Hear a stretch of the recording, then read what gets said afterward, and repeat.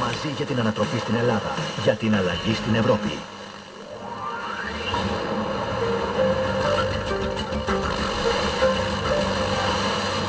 NetFM. Ενημέρωση.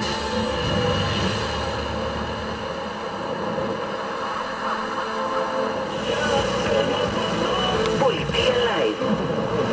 8 Ιουνίου και κάθε Πέμπτη, Παρασκευή και Σάββατο στο Πολιτεία Live. Τηλέφωνο κρατήσεων 2310 486 956. Δεν μπορεί να μισογεύω.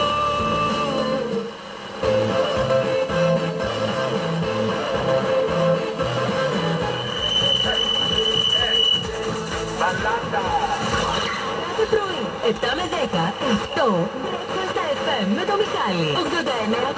89,4 Radio DJ.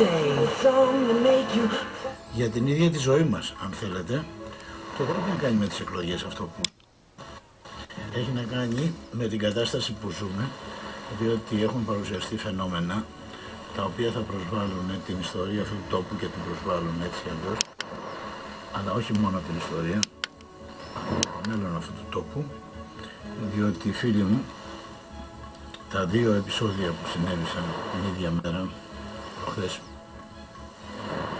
ένα στην Παιανία, όπου 24χρονος πυροβόλησε και σκότωσε το ληστή του, παίρνοντας τον νόμο στα χέρια του, δηλαδή χρησιμοποιώντας το όπλο του.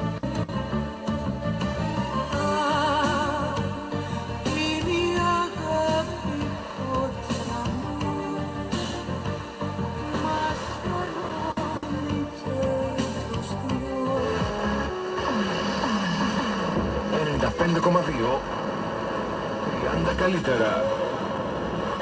DJ number 27.